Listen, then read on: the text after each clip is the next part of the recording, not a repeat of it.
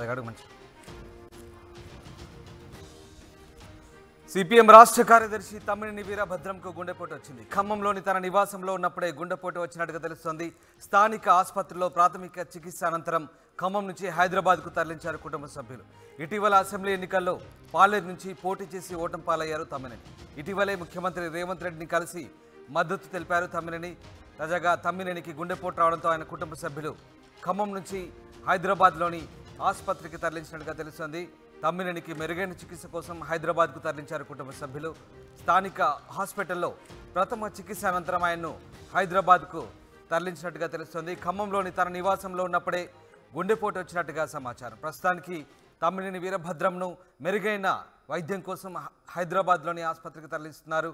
ఇటీవలే అసెంబ్లీ ఎన్నికల్లో ఆయన పాలేరు నుంచి పోటీ చేసి ఓటమి పాలయ్యారు. ఇటీవలే ముఖ్యమంత్రి రేవంత్ రెడ్డిని కలిసి మద్దతు తెలిపారు తమ్మినేని.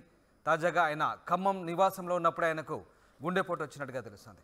రైట్, మా ప్రతినిధి దేవేందర్ ప్రస్తుతం ఫోన్ లైన్లో సిద్ధంగా ఉన్నారు. దేవేందర్, తమ్మినేని వీరభద్రంకు గుండెపోటు వచ్చినట్టుగా తెలుస్తుంది. ప్రస్తుతం ఆయన ఆరోగ్య పరిస్థితి ఎట్లా ఉంది? ఆయన్ని హైదరాబాద్కు తరలిస్తున్నారా? ఏం జరుగుతుంది?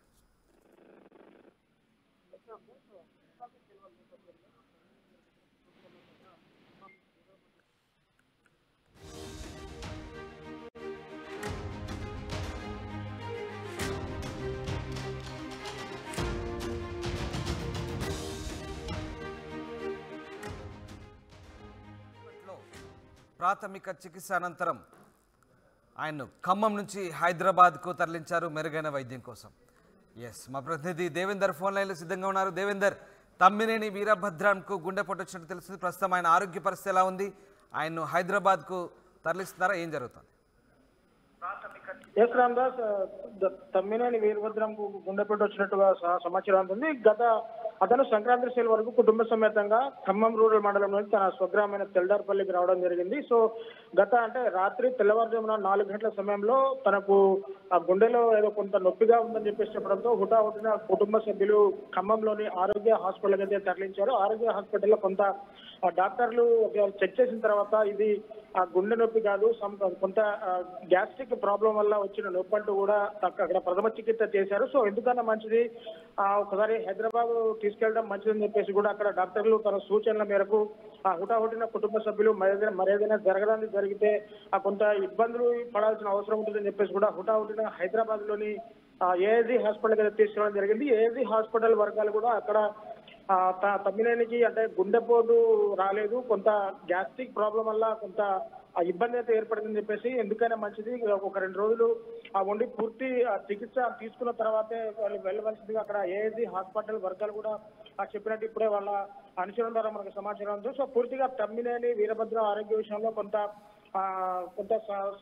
సందిగ్ధాలు ఉంది. పూర్తిగా ఆసుపత్రి వర్గాలైతే ఆరోగ్యం పూర్తిగా రికవరీ అయిందని చెప్పేసి కూడా పూర్తిగా చెప్పలేని పరిస్థితి కనబడుతుంది. సో తమ్మినేని గత అసెంబ్లీ ఎన్నికల్లో పాలేరు నియోజకవర్గం నుంచి సిపిఎం పార్టీగా పోటీ చేసి గతంలో ఓడిపోయారు.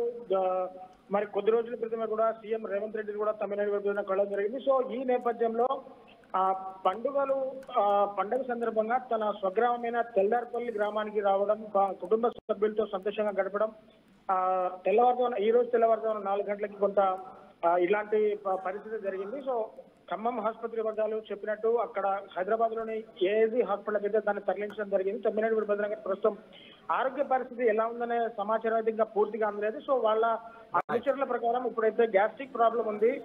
సో పూర్తి వైద్య చికిత్సల నేపథ్యం తర్వాత తమ్మినేని ఆరోగ్య పరిస్థితి పూర్తిగా వివరాలు ఇస్తామని చెప్పి కూడా హైదరాబాద్ ఏఐజీ హాస్పిటల్ వర్గాలు చెప్తున్న సమాచారం అవుతుంది. Ramdas, right, thanks for the update Devender. ఇది మొత్తం మీద తమ్మినేని వీరభద్రంను ప్రస్తుతం హైదరాబాద్లోని ఏఐజీ ఆసుపత్రికి తరలించి చికిత్స అందిస్తున్నట్టుగా తెలుస్తుంది. ఎస్, మధు లైవ్లో జాయిన్ అవుతున్నారు.